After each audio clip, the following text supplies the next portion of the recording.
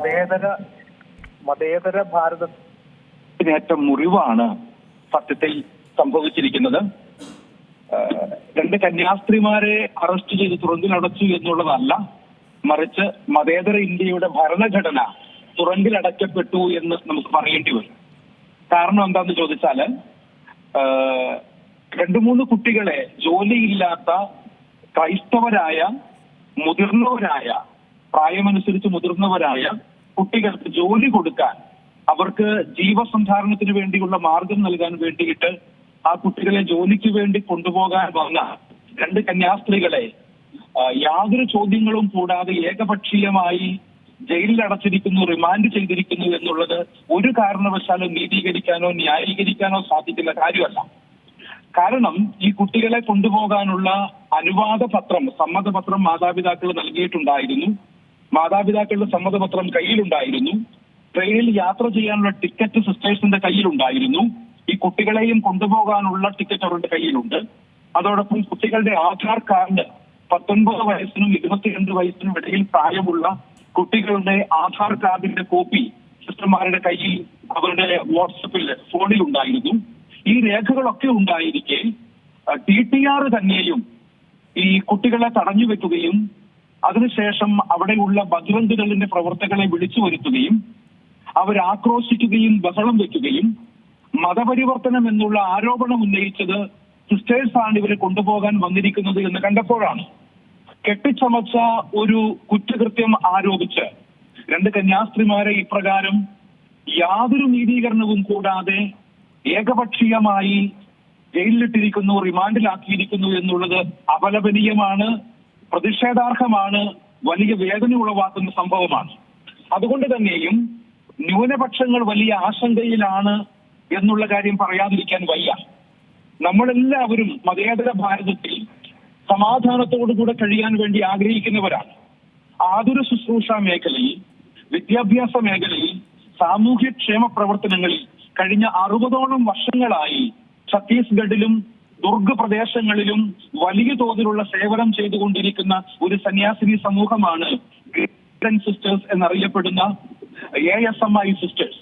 അവരുടെ north Indian പ്രോവിൻസിൽ 2 സിസ്റ്റേഴ്സിനെയാണ് Kannur അതുപോലെ തന്നെ അങ്കമാലി പ്രദേശങ്ങളിൽ നിന്നുള്ള 2 മിഷണറിമാരായ കന്യാസ്ത്രീമാരെയാണ് ഇപ്രകാരം തുറങ്കിലടച്ചിരിക്കുന്നത്.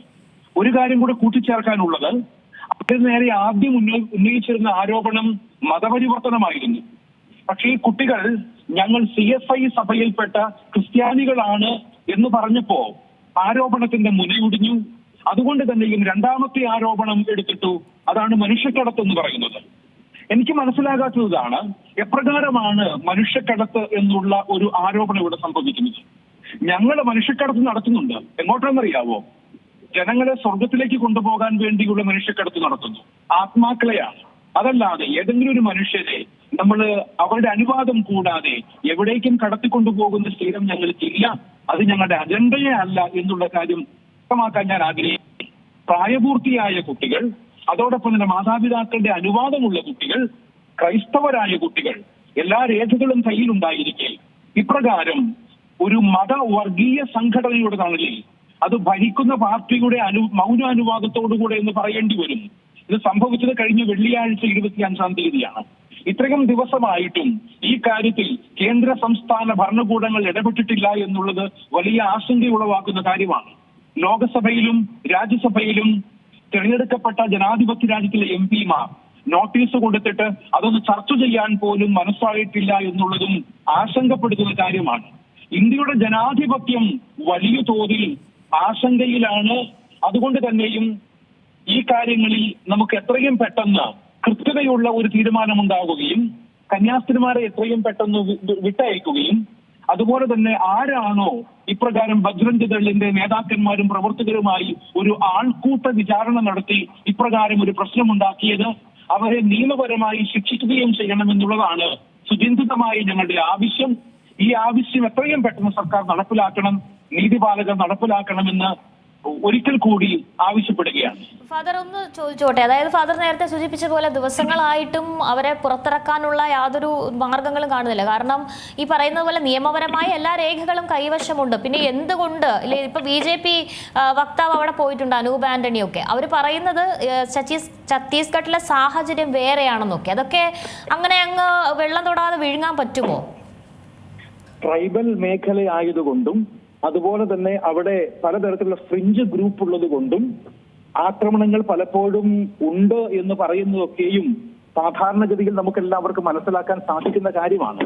പക്ഷേ ഇവിടെ എന്ന് കരുതി ഇന്ത്യൻ ഭരണഘടന ഉറപ്പു നൽകുന്ന പൗര സ്വാതന്ത്ര്യം, അഭിപ്രായ സ്വാതന്ത്ര്യം, സഞ്ചാര സ്വാതന്ത്ര്യം ആർക്കെങ്കിലുമൊക്കെ ഏകപക്ഷീയമായി യാതൊരു കാരണവും കൂടാതെ ഹനിക്കുന്നത് ഒരു കാരണവശാലും അംഗീകരിക്കാൻ സാധ്യമല്ല.